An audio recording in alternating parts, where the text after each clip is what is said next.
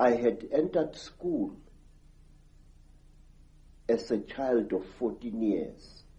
And when I became a Sangoma, I was a youth of 16 years. And what my aunt and my grandfather, as well as my maternal grandmother, taught me, shook me to the core of my soul. I found that the mission schools had been teaching me lies about my people all along. Missionaries had told us as children that the only light came to Africa with white people, that before the white men came, we black people had no idea about God. We had no belief in a life after death, and that our people were just a race of savages who used to lie around in the sun, womanize, fight, and drink beer every day. I was suddenly awakened to the fact that Africans had in fact been far greater intellectually than the missionaries were willing to give them credit for. That, like the white men, we had astrology, astronomy, we had surgery. In fact, I found that Zulu surgeons in the early years of the 19th century and the 18th century and even beyond could perform operations which white surgeons were not capable of operating. And the more I learned about my people, the more I wanted to learn. And when my initiation under my aunt Mina and my grandfather Zigo had ended, I wanted to know more and more and more. And sometimes I had to pay a ghastly price in order to gain this knowledge. In one place, here in the northwestern Transvaal, my teachers found that I was really uncircumcised. And they told me bluntly that if I wanted to be a member of this secret society, I had to undergo circumcision. And I did, and it was screamingly painful, I assure you, because it was done with a clasp knife, which somebody must have blunted a little bit, just to make sure that I got the message.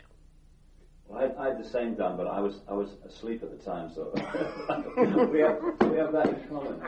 And say, in some places in Southern Africa, if you wanted to learn the secrets of a certain secret society, you had to do dreadful things which I cannot repeat here. And at one time, in Barotse land, in the west of what is today Zambia,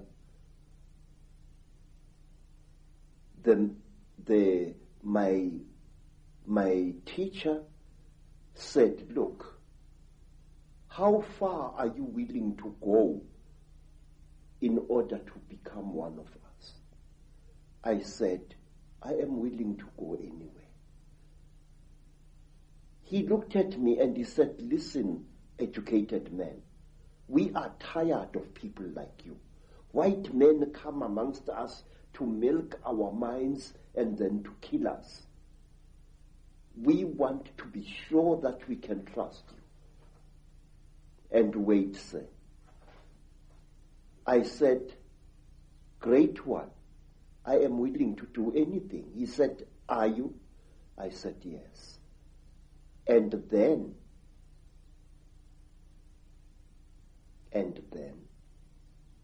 they went into a graveyard, and from there they removed the hand of a corpse, dead 2 days, and they brought it and they challenged me to cook it and eat it. I did so. And these were the peoples who first told me about a race of highly intelligent beings which they called the Chitauri, the talkers, a race of creatures which look like reptiles, who have ruled the world for hundreds, if not thousands of years.